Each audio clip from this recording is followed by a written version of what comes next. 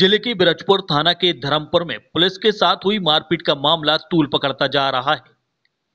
यादव समाज द्वारा सैकड़ों की संख्या में एकत्रित होकर पुलिस अधीक्षक के नाम ज्ञापन दिया।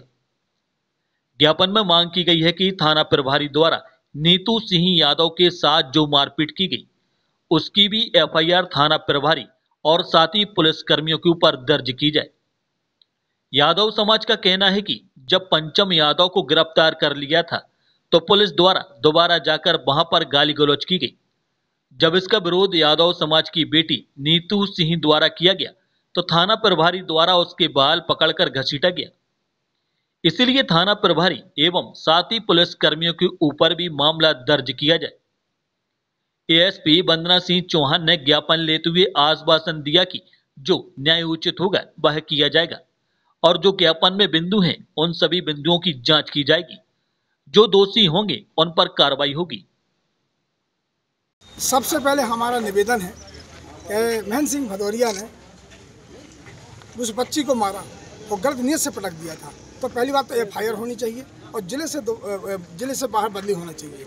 अब इसकी मैं डिटेल दे देता हूं आपको।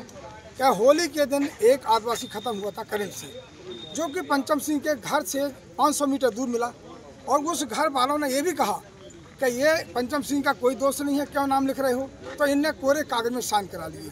उसकी जांच हुई, जांच में निकाला गया। निकालने के बाद महेंद्र सिंह भदौरिया जी ने 2 बार पकड़ा और छोड़ा है, उससे पैसे की मांग की गई है। ठीक, इसके बाद वहाँ जाते हैं दीपावली के दिन, तो उस घर वालों को माँ बहन की गाली देते हैं। बद्री सिंह बैठे थे, भैंस लगा उनको पीछे से लात मारी, वो गिर गई। उन्होंने कहा साहब चाय पानी पी लो, त्योहार का दिन है आज गाली ना दे। फिर भगा, फिर दूसरे दिन फिर जाते हैं, फिर गाड़ी हुई। तीसरे दिन जाते हैं जब तो पंचम सिंह को सामने दे दिया और पंचम सिंह को लेकर चले गए। फिर लौट के वापस कह के ये प्रश्न कहाँ खड़ा होता है, मैं बीएसएफ में था साहब, ऐसा कभी नहीं होता है। जब आपको मुझे मिल चुका है तो दोबारा अंदर क्यों बढ़े। इन्हें गोली चलाई, माँ बहन की गाली दिया। उस बच्ची ने कहा कि अब गाली मत दो।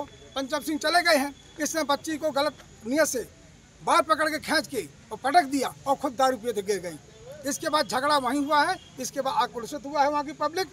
हम कहते हैं पंचम सिंह के ऊपर जो धारा लगाई ने झूठी साची हम स्वीकार कर रहे हैं, लेकिन महेंद्र सिंह भदौरिया में क्यों नहीं लगा रहे हैं। ये हमारे देश की बेटी का सवाल है और न्याय का सवाल है, कानून का सवाल है। बता दिया है। और अगला कदम क्या होगा?